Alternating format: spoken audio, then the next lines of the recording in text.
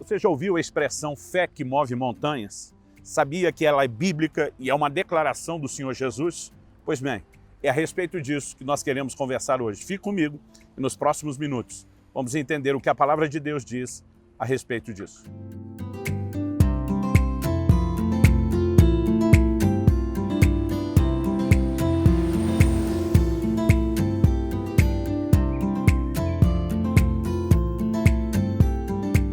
Estou hoje no Ecoville, em Curitiba, passando para trazer mais uma palavra ao seu coração.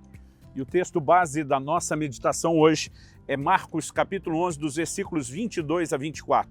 Palavras do Senhor Jesus. O texto sagrado diz: ao que Jesus lhes disse, tenham fé em Deus, porque em verdade lhes digo que se alguém disser a esse monte, levante-se e jogue-se no mar, e não duvidar no seu coração, mas crer que se fará o que diz, assim será com ele. Por isso digo a vocês que tudo o que pedirem em oração, creiam que já o receberam, e assim será com vocês.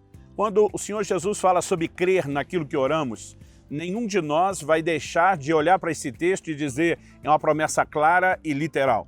No entanto, muitas vezes a discussão em torno do versículo 23, logo depois de Jesus falar sobre ter fé em Deus, é que quando Jesus fala de mover montes, isso não é literal. Na verdade, eu não ousaria dizer que não é literal. Talvez eu acrescentaria uma observação que ele, além de literal, pode ser também simbólico, né? Uma vez que tudo é possível àquele que crê, nós não podemos determinar até onde a fé funciona, até onde não, né? A menos que haja uma clara quebra de princípios bíblicos. Então, sem fechar essa porta de viver literalmente o mover montanhas, nós entendemos ao longo das Escrituras que também existe uma aplicação simbólica. E acredito que a gente pode começar falando a respeito disso quando olhamos para a declaração de Deus lá no livro do profeta Zacarias. No período pós-exílio de Babilônia, quando os judeus estavam regressando para reedificar Jerusalém e também o templo, há uma interrupção naquela obra. A palavra de Deus nos mostra em Êxodo capítulo 4, nos versículos 1 e 2, que havia oposição à obra que eles estavam realizando. Depois, em Êxodo 4, 21, nós encontramos uma carta do rei Artaxerxes com a ordem de interromper, de parar aquela obra. Quando chegamos nos versículos 23 e 24 de Êxodo 4, descobrimos que houve uma interrupção naquela obra de 15 anos. E é depois disso que nós percebemos os profetas Ageu, Zacarias entrando em cena, anunciando uma palavra de que era hora de voltarem a reconstruir. O próprio rei Dario ordena que ninguém atrapalhe a obra, ainda decide financiá-la. É nesse ponto de virada que o profeta Zacarias comunica uma mensagem a Zorobabel, governador de Judá, responsável por aquela obra. E é muito importante que a gente preste atenção nessa mensagem. Em Zacarias 4, 6 e 7 nós lemos: ele prosseguiu e me disse, essa é a palavra do Senhor a Zorobabel, não por força, nem por poder, mas pelo meu espírito, diz o Senhor dos Exércitos. E na sequência vem a pergunta, quem é você, ó grande monte? Diante de Zorobabel, você será uma planície, porque ele colocará pedra de remate no templo. Em meio a aclamações, haja graça e graça para ela. Aqui nós vemos, não é por força, não é por poder, ou seja, não é pela habilidade humana, não é pelas vias naturais, mas o Senhor estava dizendo, é pelo meu espírito, são os meus recursos espirituais. E logo depois de estabelecer essa distinção, essa definição entre a obra humana, a obra divina e o como nós somos empoderados pelo Espírito de Deus para termos resultados sobrenaturais, é que vem a pergunta, quem é você, grande monte? Diante de Zorobabel, você se transformará numa planície. Aqui o monte não é literal.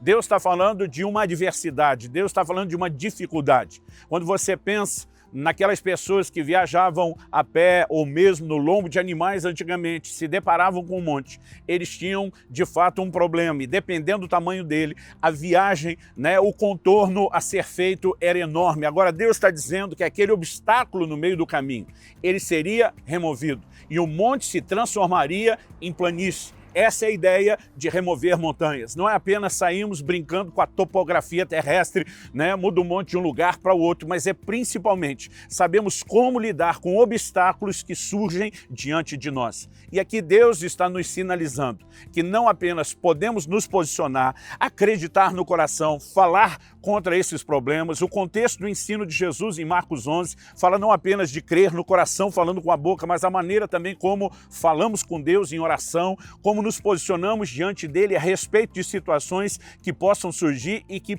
dessa forma podemos ter resultados. O próprio Jesus está dizendo, tenham fé em Deus. Ele diz qualquer um. Ele não está dizendo quem era o tipo de crente, ele diz qualquer que crer no coração.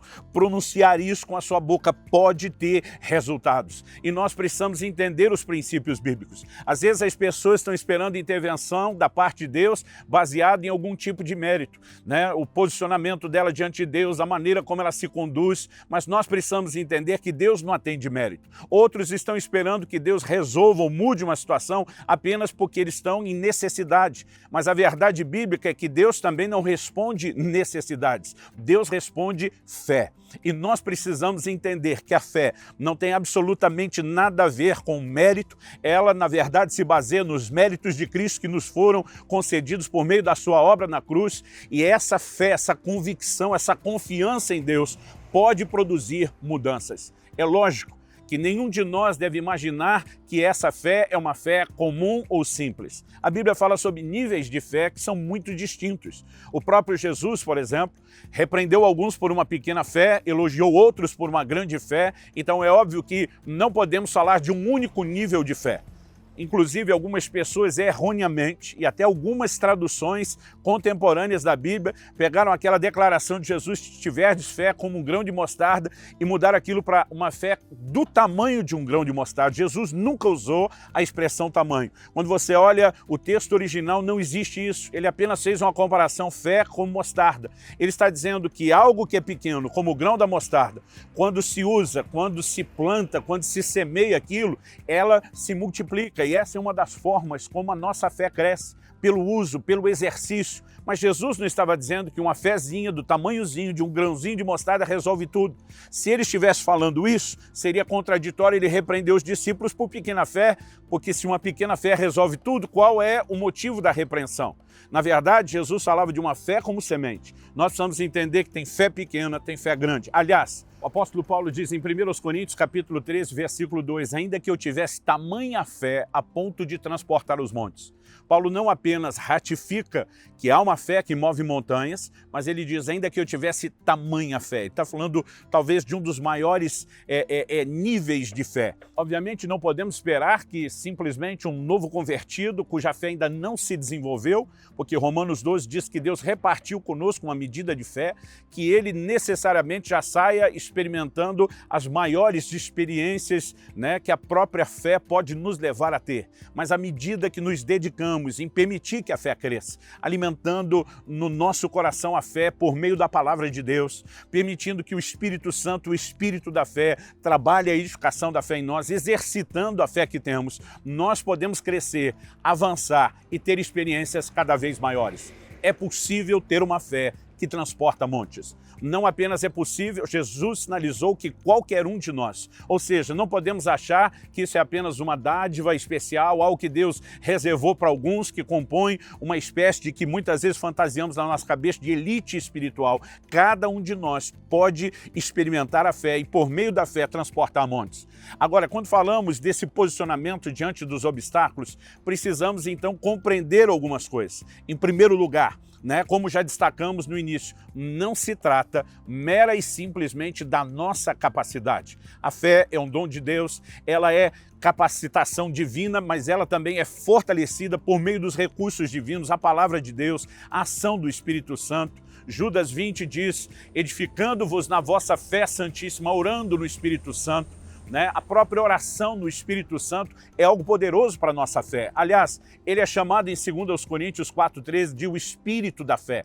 Ele quer operar fé em nós. Então, não se trata de capacidade humana, de habilidade nossa, mas de um recurso divino. Em segundo lugar, Nós precisamos entender que essa palavra que Deus dá a Zorobabel, né? Quem és tu, ó grande monte? Diante de Zorobabel você vai se transformar numa campina. É Deus mostrando que nós não podemos nos intimidar diante dos problemas, dos obstáculos, mas ter a certeza de que eles é que serão removidos do nosso caminho. A fé não se curva diante de circunstâncias contrárias à palavra de Deus. Deus tinha feito promessas a Zorobabel e ele entende, baseado nas promessas, que ele não pode se intimidar diante delas. Em terceiro e último lugar, nós precisamos acreditar nos resultados sobrenaturais. Não é apenas uma convergência de circunstâncias favoráveis, quase como se isso fosse uma coincidência. É uma intervenção divina, é um alinhamento nas circunstâncias produzido pelo reino espiritual. Não importa o que eu e você enfrentamos, não importa o tipo de obstáculo que surja,